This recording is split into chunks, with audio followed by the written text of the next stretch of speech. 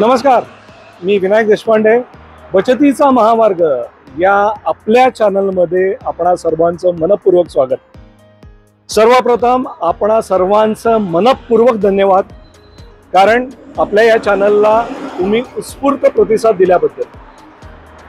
24 तासामध्ये या चॅनलला 112 व्ह्यूज मिळाले आणि 60 सबस्क्रायबर्स मिळाले. यासाठी आपण सर्वांचं परत एकदा मनपूर्वक धन्यवाद आणि तुमचं अभिनंदन. मी या चॅनलला आपला चॅनल म्हणतो, कारण आपला हा जो विषय जो आहे बचत, हा प्रत्येकाचा जिव्हाळ्याचा विषय आहे, प्रत्येकाचा गरजेचा विषय आहे. ही काळाची गरज आहे. तर आपल्याला ही गरज, या बचतीचं महत्त्व जास्तीत जास्त लोकांपर्यंत पोहोचवायचं, म्हणजे दिव्यानी दिवा पेटवण्याचं हे कार्य हे आपल्याला घरोघरी करायचं आहे. आणि या बचतीचा प्रकाश आपल्याला प्रत्येक घरामध्ये नेऊन पोचवायचा आहे, भारतभर आपल्याला पोचवायचा आहे. आपण सर्वजण थोड्याफार का फरकाने आपण काही बचत करत असतो. तुम्ही करत असाल किंवा करत नसाल तर या चॅनलच्या माध्यमातून जी तुम्हाला माहिती मिळणार आहे, तर तुम्ही नक्कीच बचतीला सुरुवात करणार आहात.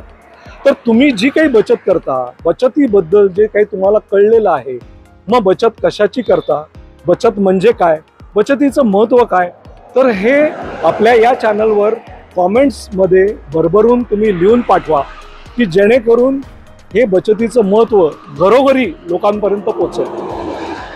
तर मित्रांनो, आपल्याला या चॅनलच्या माध्यमातून बचतीची माहिती घ्यायची आहे आणि आपला हा जो प्रवास जो आहे साक्षरतेकडून आर्थिक श्रीमंतीकडे, तर त्याच्यासाठी आपल्याला ही जी पायाभरणी करायची आहे, बचतीचं महत्त्व समजून घ्यायचं आहे, ही मानसिकता आपल्याला जी घडवायची आहे, तर आपण या चॅनलच्या माध्यमातून सुरू करणार आहोत. चला तर मग या बचतीच्या प्रवासाला आपण सुरुवात करूया, जो आपल्याला श्रीमंतीकडे घेऊन जाणार आहे. एक गृहस्थ पत्ता शोधत असतात आणि समोरून येणाऱ्या एका गृहस्थाला ते विचारतात की हा रस्ता कुठे जातो. तर ते गृहस्थ म्हणतात की मी गेली 35 वर्ष इथे राहतोय, पण हा रस्ता कुठेच जात नाही, हा रस्ता तर इथंच आहे. तर मित्रांनो, याच्यातला गमतीचा भाग आपण सोडूया, पण रस्ता तुम्हाला कुठे घेऊन जात नाही, तर रस्त्यावरचा प्रवास हा तुम्हाला एका ठिकाणाहून दुसरीकडे घेऊन जातो. आपल्या या बचतीच्या महामार्गावरचा आपला प्रवास आपण सुरू करूया, जो आपल्याला साक्षरतेकडून श्रीमंतीच्या गावी घेऊन जाणार आहे.